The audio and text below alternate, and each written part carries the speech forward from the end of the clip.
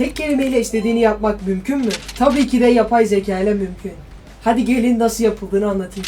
Öncelikle kendimize bir tane resim seçiyoruz. Seçtiğimiz bu resim bizim ana resmimiz olacak. Şimdi gelin ana resmimize ne yapmak istiyorsak tek kelimeyle veya tek bir cümleyle bunu özetleyelim. Ben bu resmimize forma rengini kırmızı yerine sarı yapması için forma rengini sarı yap diye yazıyorum. Ve sonuç olarak sarı formalı Ronaldo'yu elde ediyorum. Hadi gelin bunu size uygulamalı göstereyim. Evet, şimdi web sitemize girelim. Web sitemiz herkesin de genelde kullandığı Gemini. Gemini bildiğiniz üzere Google'ın yapay zekası. Evet, Google'ın yapay zekası olan Gemini'ye girdik. Şimdi Google Gemini'de neler yapabiliyorsunuz? Size bunlardan birazcık bahsedeyim. Google Gemini'de tek bir kelimeyle istediğinizi yapabiliyorsunuz. Evet, web sitemize ben Ronaldo'nun resmini attım. Çünkü biliyorsunuz dün Ronaldo kupa kazandı. Bunun şerefine de ben de dedim ki madem Ronaldo'ya bir şeyler yapalım. Şimdi gelip istediğimiz kelimeyi yazalım. Ronaldo'da gördüğünüz gibi Portekiz forması var.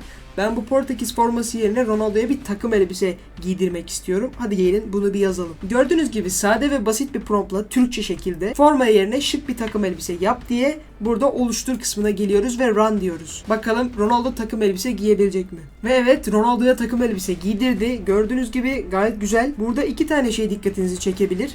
Bir, Ronaldo'nun yüzü birazcık bozuk duruyor. Evet, çünkü bu yapay zeka kendi sıfırdan yaratıyor bunu. İkinci dikkat çeken olay ise az önce yüklediğim fotoğrafla bu fotoğrafın bir alakası olmaması.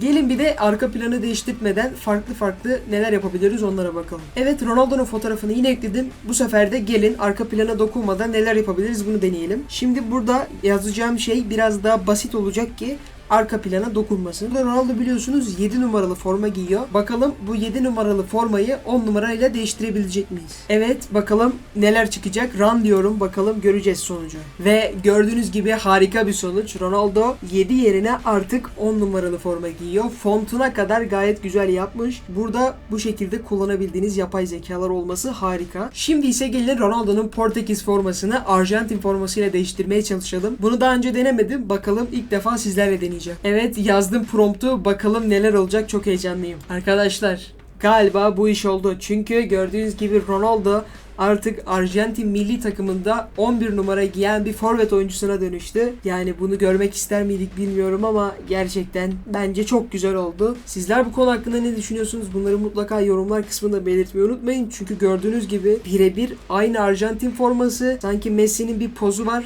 Elleri havada olan o poza çok benziyor ve Cristiano Ronaldo. Hani buna söyleyecek hiçbir şey yok resmen. Videomuzun sonuna geldik arkadaşlar. Bu videoda tek kelime yazarak istediğimiz her şeyi yapmaya gösterdim sizlere. Bir sonraki videolarda görüşmek üzere. Hoşça kalın.